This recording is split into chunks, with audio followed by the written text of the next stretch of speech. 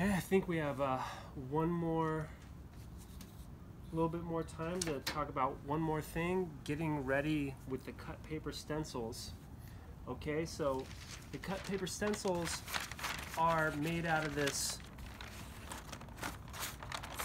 plastic coated freezer paper. I like Reynolds brand, but you know, there's Kroger brand or Fresh and Easy brand or Smart and Final brand. But as long as you have plastic coated freezer paper, which is butcher paper with a plastic coating on one side. So back to my master drawing. Each color in the master drawing is going to be a different stencil, a different cut paper stencil to be printed. So I've got pink, blue, and green. That's three different cut paper stencils I'm going to use. So I want to prepare 3 pieces of freezer paper. When I prepare these freezer paper, I pull out, you know, chunks from the roll, and these pieces of freezer paper want to be just smaller than your screen. So I get my screen out, and I'm putting kind of gauging what size it is.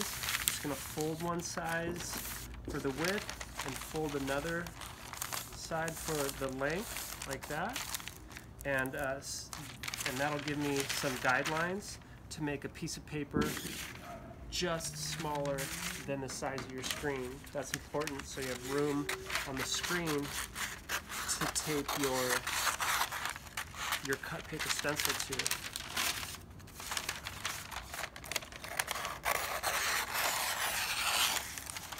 Alright, so that gives me a stencil, you know, just smaller than the screen right here. The 2 sides of the cut paper stencil are very important. The plastic side is waterproof. The paper side is not so waterproof. You need to pay attention to what side you're working on so that the layer you're printing is the right orientation you want it to be, and you want the ink to go onto the waterproof side. So I'm going to put this over here. I'm going to get my master drawing out and maybe pull up this handy drip cloth and get to my, I'm going to use that later for sure, get to my self-healing cutting mat, or maybe you can find a piece of chipboard to cut on top of. But basically what I want to do is I want to make this shape of blue with a cut paper stencil layer. So master drawing down on, put it down on the table, and cut paper freezer paper. Let's get that. It's kind of convenient because you can see pretty good through the freezer paper. You know, make that master drawing in the middle of the cut paper stencil. Tape down this freezer paper so it doesn't move.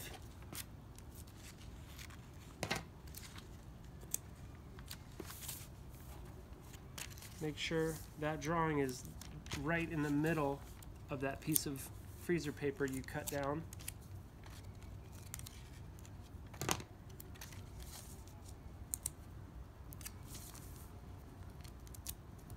Okay, so tape it all down, and this is absolutely crucial. Master drawing under here in the middle of this cut paper stencil piece of paper, and you need to make sure that you're working on top of the plastic coated side of the cut paper stencil. For this thing to be printed on your paper in the right orientation, and for it to be printed against the waterproof side that works the best, you need to make sure you lay that freezer paper onto your master drawing, plastic side up facing you. And you know, get a ruler if you need to, but you can see pretty good through here, especially if it was a little lighter out. and trace out with your fine tip Sharpie. I'm working on the blue layer. Trace out everything under here that is blue. If you're having a hard time seeing through the freezer paper, you're going to have to get a piece of tracing paper and trace out that blue shape, and then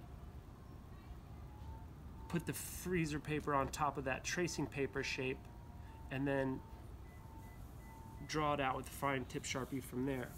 But just so you kind of see what that looks like, I'm going to start. So I have this big chunk of blue back here.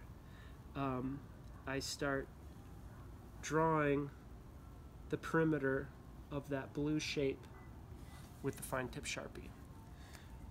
Right now I think that's kind of all we have time for this video, and we'll be back.